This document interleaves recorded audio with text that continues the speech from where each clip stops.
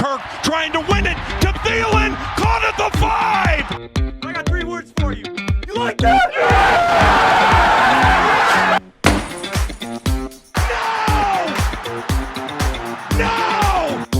What is going on, everyone? Welcome back to Skull Network. My name is Nick, and welcome back to a slightly different video than you're probably used to on the channel. Now, I know that I wasn't able to get the Vikings and Bears recap out. I was a little too busy on Sunday. I did get to watch the game, and I have my thoughts and feelings, but I was doing some pre-Christmas festivities with my fiance and her family. I just didn't have the time to record, edit, upload, all that good stuff, but that means you guys get a slightly different video this time around. And if you guys read the title of this video, then you know we're going to be talking about how the Minnesota Vikings can still get into the NFC playoffs. Now, I've seen many fans wondering and actually pointing out that we are mathematically eliminated from the playoffs, and that is simply not true. If you look right over here, this is the percent chance that the Vikings have to get into the playoffs. No, 3% is not great, but it's not impossible. And it's actually a little easier than this number looks when you actually break it down. And that's exactly what I'm going to do. Now, if you look right here, what we have is the current NFC playoff picture as of today, December 21st. As you can see, the Arizona Cardinals are sitting at 8-6 in the number 7 seed, with the Chicago Bears right behind them, as well as the Minnesota Vikings. Now, luckily for the Vikings, this isn't one of those things where you need 5 or 6 teams to win, lose, tie, all these super convoluted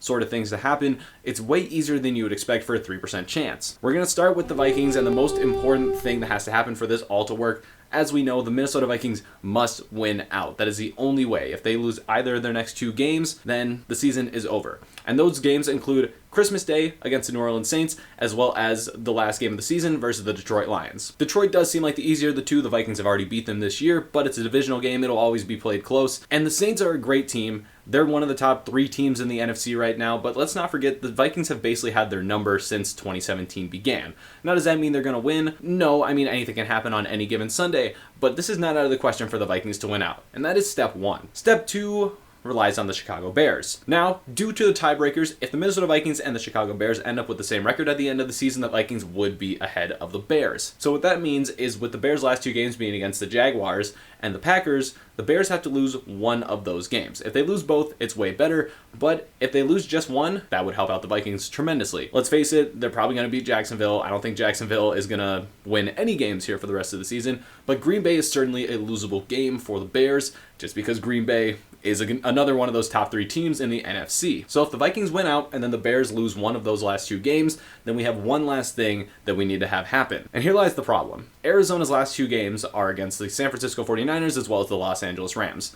Now, as we know, the 49ers have not been a great team this year. You know, having Nick Mullins starting isn't the most ideal situation for them, you know, plagued by injuries and all that. But like I said with the Vikings and the Saints game, any given Sunday, anything could happen. And think about it, I mean, the Cardinals were able to lose to Cam Newton and the Patriots earlier this season. So nothing is off the table here.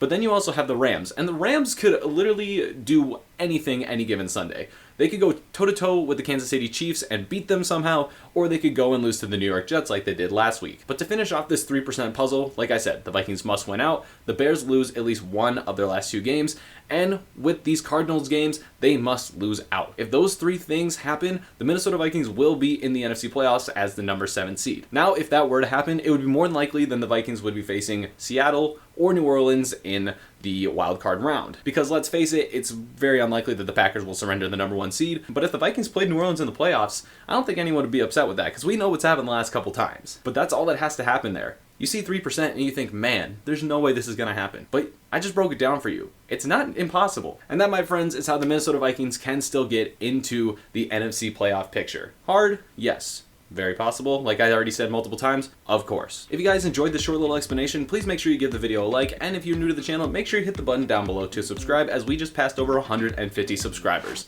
Way to go, Nick. And if you feel the need to share this video with someone who doesn't think the Vikings can still make the playoffs, they think we're eliminated, then show them this. Share it on whatever platform with whoever you want, and you guys know that if you share it with the crack third on the corner, that is your best option. You already know. My name is Nick, and this has been how the Minnesota Vikings can still make the NFC playoffs. I will see you guys all in NFL Week 16 picks coming out on Wednesday. Adios.